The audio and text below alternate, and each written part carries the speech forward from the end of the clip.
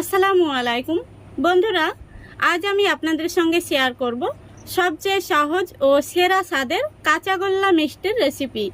এই মিষ্টিটা বানানো খুবই সহজ, একবার দেখলে যে কেউ বানিয়ে নিতে পারবেন আর খেতেও হয় ভীষণ মজার। তো চলুন প্রথম থেকে শেষ পর্যন্ত রেসিপিটা দেখে নেওয়া যাক। তো বন্ধুরা, এখানে আমি কড়াইতে 1 লিটার দুধ নিয়েছি আর গ্যাসটা অন করে দিয়েছি। তো দুধটাকে এখন আমি জাল করে বলক তুলে নেব, তারপরে দুধটাকে আমি ছানাটা কেটে নেব।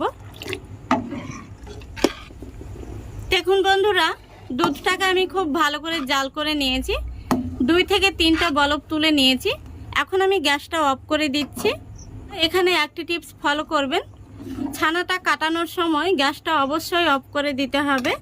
তো এখানে আমি 2 চামচ মতো ভিনেগার নিয়েছি আর 2 চামচ মতো জল নিয়েছি, তারপরে একসঙ্গে মিক্স করে নিয়েছি। তো এখন আমি অল্প অল্প দেব, একসঙ্গে পুরোটা দেব না। আর এইভাবে অনবরত নাড়তে থাকবো, তাহলে দেখবেন আস্তে আস্তে ছানাটা খুব সুন্দরভাবে কেটে যাচ্ছে।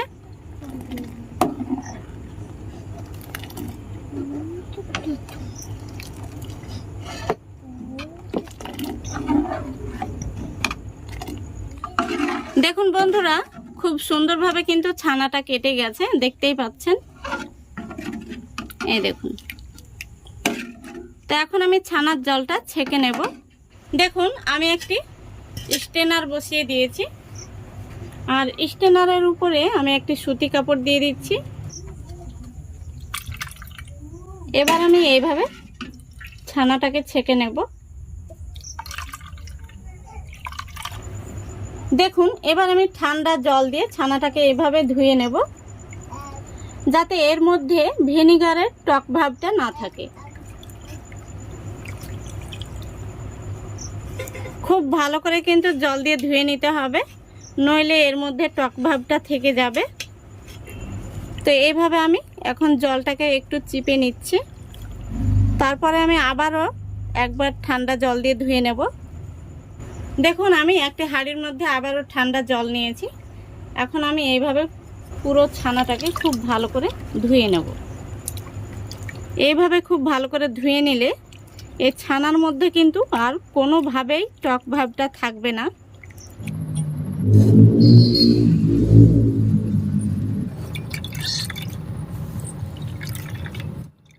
দেখুন, ছানাটাকে আমি জল ঝরিয়ে একটি থালার মধ্যে নিয়ে নিয়েছি।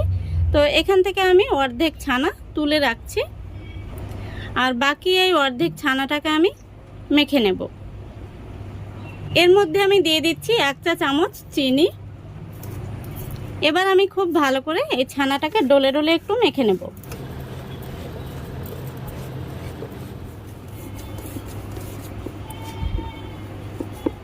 দেখুন, আমি ছানাটাকে কিছুক্ষণ মেখে নরম করে নিয়েছি। দেখতেই পাচ্ছেন ছানাটা কিন্তু মাখার পরে এরকম হয়ে যাবে। এখন আমি এই ছানাটাকে ফ্রাই প্যানের মধ্যে নিয়ে নিচ্ছি। তো গ্যাসটা আমি অন করে দিয়েছি। তারপরে এই ছানার মধ্যে আমি দিয়ে দিচ্ছি 1/3 কাপ কনডেন্স মিল্ক। তো বন্ধুরা, এই কনডেন্স মিল্কটা আমি বাড়িতেই বানিয়েছি।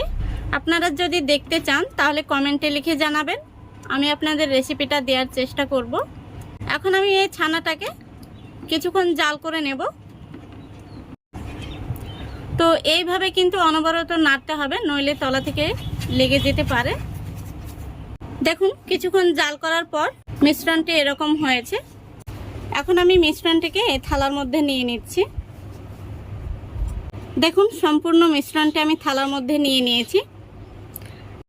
এখন আমি আগে থেকে যে অর্ধেক ছানা তুলে রেখেছিলাম সেই ছানাটা দিয়ে দিচ্ছি।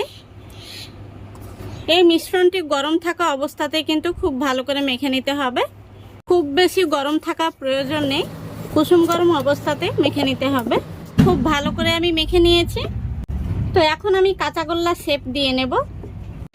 এখন আমি একটি ছুরি দিয়ে এইভাবে কেটে নিচ্ছি, এতে করে প্রত্যেকটি মিষ্টি এক সমান হবে। এবার আমি মিষ্টিগুলোকে তালুর মধ্যে নিয়ে খুব সুন্দরভাবে গোল করে নিচ্ছি। দেখুন কত সুন্দর হয়েছে। একইভাবে আমি আরও একটি মিষ্টি তৈরি করে দেখিয়ে দিচ্ছি। দেখুন মিষ্টিটা কত সুন্দর হয়েছে। দেখুন সবগুলো কাঁচাগোল্লা মিষ্টি আমি গোল করে নিয়েছি আর কত সুন্দর হয়েছে। এবার এখানে আমি দেখুন গুঁড়ো দুধ নিয়েছি আর এই গুঁড়ো দুধের মধ্যে মিষ্টিগুলোকে কোট করে নেব। এইভাবে আমি সবগুলো মিষ্টি কোট করে নেব।